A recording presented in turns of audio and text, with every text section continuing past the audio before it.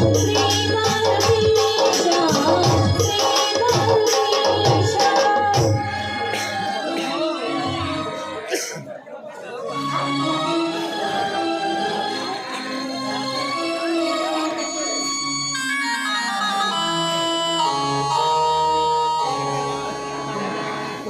ದೇವ ಮಾರುತೇಶ್ವರ, ನಿನ್ನ ಕೃಪೆ ಕಟಾಕ್ಷೆಯಿಂದ ಈ ಮನೆತನದ ಗೌರವ ಘನತೆ ಹಾಲಿನ ನೊರೆಯಂತೆ ಉಕ್ಕುತ್ತದೆ. ಈ ಮನೆತನದ ಘನತೆ ಗೌರವ ಇನ್ನೂ 100 ಮಳೆಯಷ್ಟು ಹೆಚ್ಚಿಸುತ್ತದೆ. ಹೆಚ್ಚಿಸು. ಅಷ್ಟೇ ಅಲ್ಲ, ಈ ರೈತ ಜೀವಿಗಳಿಗೆ ಮಳೆ ಬೆಳೆ ಸರಿಯಾಗಿ ಆಗಿ ಈ ರೈತರಿಗೆ ಜೀವನಾಡಿಯಾಗುತ್ತದೆ. ಜೀವನಾಡಿಯಾಗೂ ನೀನು ಅನ್ಯಾಯದ ವಿರುದ್ಧ ಹೋರಾಡುತ್ತಿರುವ ನನ್ನ ಮೈದುನ ಕ್ರಾಂತಿಗೆ ಕುಸ್ತಿ ಕಬಡ್ಡಿ ಅಂತ ಅಲೆದಾಡುತ್ತಿದ್ದಾನೆ. ಅವನಿಗೆ ಆನೆ ಬಲ ಶಕ್ತಿಯನ್ನು ಕೊಡುತ್ತದೆ. ಕೊಡು. ಸಾಕಷ್ಟು ವಿದ್ಯೆ ಕಲಿಯುತ್ತಿರುವ ನನ್ನ ತಂಗಿ ಶ್ರಾವಣಿ ನಾನು ಮೈದುನ ಕ್ರಾಂತಿಗೆ ಕೊಟ್ಟು ಮದುವೆ ಮಾಡಿದ್ದೇ ಆದ್ರೆ ನನ್ನ ಭೀಮರಾಮನ ತಲೆಯ ಮೇಲಿನ ಭಾರ ಕಡಿಮೆ ಆಗುತ್ತದೆ ತಂದೆ, ಕಡಿಮೆ ಆಗುತ್ತದೆ. ಕಳೆದು ಹೋದ ನನ್ನ ಮೈದುನ ಕರ್ಣನ ಚಿಂತೆಯಲ್ಲಿ ಹಗಲು ರಾತ್ರಿ ಎನ್ನದೆ ನನ್ನ ಪತಿದೇವರು ಕೊರಗಿ ಹೋಗ್ತಾ ಇದ್ದಾರೆ. ಕಳೆದು ಹೋದ ನನ್ನ ಮೈದುನ ಕರ್ಣ ಆದಷ್ಟು ಬೇಗ ಈ ನನ್ನ ಸಂಸಾರದ ಗುಡಿಗೆ ಸೇರುವಂತೆ ಮಾಡುತ್ತದೆ. ಸೇರುವಂತೆ ಮಾಡು. ಇದೇ ನಿನ್ನ ಭಕ್ತರ ಮಗಳ ಅಭಿಲಾಷೆ.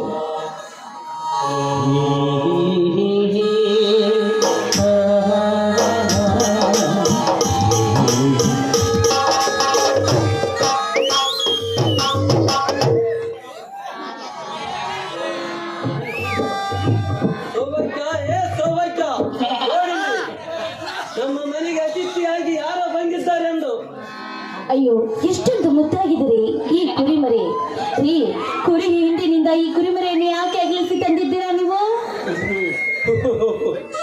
ನನಗೆ ಮರುಳಚ್ಚು ಅಲ್ಲಲ್ಲೇ ಸೌಭಾಗ್ಯ, ನೀನೇ ಹೇಳಿರಲಿಲ್ಲವೇ ಇಂದು ಮನೆಯಲ್ಲಿ ಲಕ್ಷ್ಮೀ ಪೂಜೆ ಅಂತ ಬೇಗ ಬಂದು ಬಿಡಂತ. ಅದಕ್ಕೆ ನಮ್ಮ ಮನೆತನದ ಭಾಗ್ಯಲಕ್ಷ್ಮಿಯನ್ನು ಮನೆಗೆ ತಂದಿರುವೆನು. ಎತ್ತುಗಳು ರೈತನ ಬೆನ್ನೆಲುಬು, ಸಕಲ ಪ್ರಾಣಿ ಪಕ್ಷಿಗಳು ರೈತನ ಜೀವಾಳು. ಯಾವುದೋ ಫೋಟೋ ಕಲ್ಲು ಮೂರ್ತಿಗೆ ಪೂಜೆ ಪುನಸ್ಕಾರ ಮಾಡಿ ಪ್ರಾರ್ಥನೆ ಮಾಡಿಕೊಳ್ಳಿಯಲ್ಲ, ಒಂದೇ ಒಂದು ಸಾರಿ ನಿನ್ನ ಪ್ರಾರ್ಥನೆ ಕೂಗುಸಕಲ. ಜೀವರಾಶಿಗಳಿಗೆ ಒಡೆಯ, ಬ್ರಹ್ಮಾಂಡ ಸೃಷ್ಟಿಕರ್ತ, ಬಜರಂಗಿಯ ಚರಣ ಕಮಲಗಳಿಗೆ ವರ್ತಿಸಿ ಸಿಕ್ಕಂದಿನಿಂದಲೇ ನನ್ನ ಕಿರಿಯ ಸೋದರ ಕರ್ಣ ಮರಳಿ ಈ ರೈತನ ಸಂಸಾರದ ಗೂಡಿಗೆ ಬಂದರೆ ನಾವೆಷ್ಟು ಭಾಗ್ಯಶಾಲಿಗಳು ಅಲ್ಲವೇ? ಮೆಚ್ಚಿದೆ ಸ್ವಾಮಿ, ಮೆಚ್ಚಿದೆ ನಿಮ್ಮ ಆತ್ಮವಿಶ್ವಾಸದ ಮಮಕಾರದ ಮಾತಿಗೆ. ಇರುವ 84 ಕೋಟಿ ಜೀವರಾಶಿಗಳಿಗೆ ಈ ರೈತನ ಮಿತ್ರ. ಅದು ಅಲ್ಲದೆ ಕುರಿಮರಿ ಅಂದರೆ ಈ ರೈತರಿಗೆ ಲಕ್ಷ್ಮಿ ಇದ್ದ ಹಾಗೆ ರೀ. ಇವತ್ತು ಲಕ್ಷ್ಮೀ ಪೂಜೆ ಅಲ್ವಾ? ಒಳ್ಳೆಯ ಸಮಯಕ್ಕೆ ತಂದಿದ್ದೀರಾ ನೀವು. ಮೊದಲು ಕುರಿಮರಿ ಪೂಜೆ ಮಾಡುತ್ತೇನೆ, ಆ ನಂತರ ಲಕ್ಷ್ಮೀ ಪೂಜೆ ಮಾಡಿ ಮಿಕ್ಕಿದ ಕೆಲಸವನ್ನು ನಾನು ಮಾಡುತ್ತೇನೆ. ಬನ್ರಿ.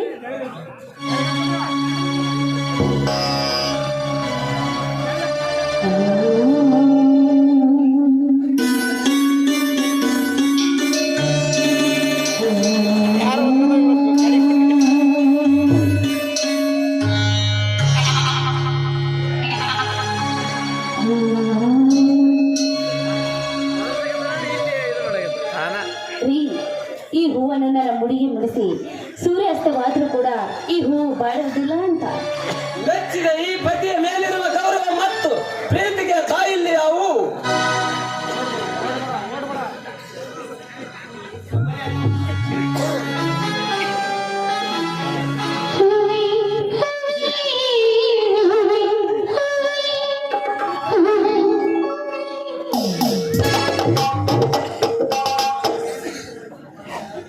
ಸೌಭಾಗ್ಯ, ನೀನು ದಿನಾಲು ಈ ಜಗದ ರಕ್ಷಕ ಮಾರುತೇಶ್ವರನಿಗೆ ಪೂಜೆ ಪುನಸ್ಕಾರ ಮಾಡಿ ಪ್ರಾರ್ಥನೆ ಮಾಡಿಕೊಳ್ಳಿಯಲ್ಲ, ಒಂದೇ ಒಂದು ಸಾರಿ ನಿನ್ನ ಪ್ರಾರ್ಥನೆ ಕೂಗುಸಕಲ. ಜೀವರಾಶಿಗಳಿಗೆ ಒಡೆಯ, ಬ್ರಹ್ಮಾಂಡ ಸೃಷ್ಟಿಕರ್ತ, ಬಜರಂಗಿಯ ಚರಣ ಕಮಲಗಳಿಗೆ ಸ್ಪರ್ಶಿಸಿ ಕಣ್ಣಿನಿಂದಲೇ ನಮ್ಮನ್ನು ಅಗಲಿದ ನನ್ನ ಕಿರಿಯ ಸೋದರ ಕರ್ಣ ಮರಳಿ ಈ ರೈತನ ಸಂಸಾರದ ಗೂಡಿಗೆ ಬಂದರೆ ನಾವೆಷ್ಟು ಭಾಗ್ಯಶಾಲಿಗಳು ಅಲ್ಲವೇ? ನಾವೇ ಭಾಗ್ಯಶಾಲಿಗಳು ಸ್ವಾಮಿ, ನಾವೇ ಭಾಗ್ಯಶಾಲಿಗಳು. ತನ್ಮಂದ್ರ ಮೇಲಿರುವ ಅಗಾಧ ಅಗಾಧವಾದ ಪ್ರೀತಿ, ಈ ಭೂತಾಯಿ ಮೇಲಿರುವ ಅಗಾಧವಾದ ನಂಬಿಕೆ, ಈ ಪ್ರಕೃತಿಯ ಮೇಲಿರುವ ಅಗಾಧವಾದ ಭಾವನೆ, ಈ ನಿಮ್ಮ ಧರ್ಮ ನ್ಯಾಯ ನೀತಿಯಿಂದ ನಡೆಯುತ್ತಿರುವ ನಿಮ್ಮನ್ನು ನೋಡಿ ಈ ದುರ್ಗಾ ಮಾತೆ ಇಂದಲ್ಲ ನಾಳೆ ಆದರೂ ಕಳೆದು ಹೋದ ನನ್ನ ಮೈದುನ ಕರ್ಣ ಸಿಕ್ಕೇ ಸಿಗುತ್ತಾನೆಂಬ ಬಲವಾದ ನಂಬಿಕೆ ನನಗಿದೆ ಸ್ವಾಮಿ, ನನಗಿದೆ ಅಂತ. ಸೌಭಾಗ್ಯ, ನೀನು ಈ ರೈತನ ಮನೆಗೆ ಸೊಸೆಯಾಗಿ ಬಂದು ನನ್ನ ಬಾಳನ್ನೇ ಬೆಳಗಿದ ಬೆಳದಿಂಗಳ ಧ್ರುವ ಕಾರ್ಯ ನೀನು. ಇನ್ನು ನನ್ನ ಹಿರಿಯ ತಮ್ಮ ಕ್ರಾಂತಿಯನ್ನು ನಿನ್ನ ಹೊಟ್ಟೆಯಲ್ಲಿ ಹುಟ್ಟಿದ ಮಗನಿಗಿಂತ ಮಿಗಿಲಾಗಿ ಪ್ರೀತಿ ವಾತ್ಸಲ್ಯದಿಂದ ಕಾಣುತ್ತಿರುವುದನ್ನು ನೋಡಿದರೆ ನಿನ್ನನ್ನು ನಾನು ಧರ್ಮ ಪತ್ನಿಯಾಗಿ ಪಡೆಯಲು ಅದು ಯಾವ ಜನ್ಮದ ಪುಣ್ಯ ಮಾಡಿದನು ಆ ಭಗವಂತನಿಗೆ ಗೊತ್ತು. ಸ್ವಾಮಿ, ಇಷ್ಟಕ್ಕೆಲ್ಲ ನೀವು ಭಾವುಕರಾಗಬೇಡಿ. ಹೆಣ್ಣಿನ ಕರ್ತವ್ಯ ರೀ. ಹೆಣ್ಣು ಹುಟ್ಟಿದ ಮನೆಗೂ ಕೊಟ್ಟ ಮನೆಗೂ ಹಗಲು ರಾತ್ರಿ ಎನ್ನದೆ ಶ್ರಮವಹಿಸಿ ದುಡಿಯುವುದು ಹೆಣ್ಣಿನ ಭಾರತದ ನಾರಿಯರ ಪ್ರಾರಂಭ ಕರ್ತವ್ಯ ಅಲ್ವೇನ್ರಿ ಇದು? ಎಷ್ಟೋ ಮಾಡಿದರೂ ನೀನು ಕಲಿತವಳು, ನನಗಿಂತ ಹೆಚ್ಚು ಜ್ಞಾನ ಉಳ್ಳವಳು. ಹೋಗಲಿ ಬಿಡು, ನನ್ನ ತಮ್ಮ ಕರುಣೆಯಲ್ಲಿ. ರೀ, ಇಂದು ನೂಲ ಹಣ್ವಿ ಅಲ್ವಾ? ನನ್ನ ಅಣ್ಣನನ್ನು ಕರೆದುಕೊಂಡು ಬರ್ತೀನಿ ಅಂತ ಹೋದವಳು ಇನ್ನೂ ಬಂದಿಲ್ಲ ರೀ. ಓಹೋ, ಹಾಗಾದರೆ ಮನೆಯಲ್ಲಿ ಯಾರಿಲ್ಲವೇ? ಅಂದ ಮೇಲೆ ಈ ಗೊಲ್ಲನ ರಾಣಿ ರೈತನ ರಂಬೆ ಚಂದ್ರದ ಚಕೋರಿ ಅಂತ ಒಂದು ಹಾಡು ಹಾಡಿ ಮನ ತಣಿಸುವರೇ ನನ್ನ ರಾಣಿ ಮಹಾರಾಣಿ. ಆಯ್ತು ರೀ, ನಿಮ್ಮ ಇಚ್ಛೆಯಂತೆ ಆಗಲಿ.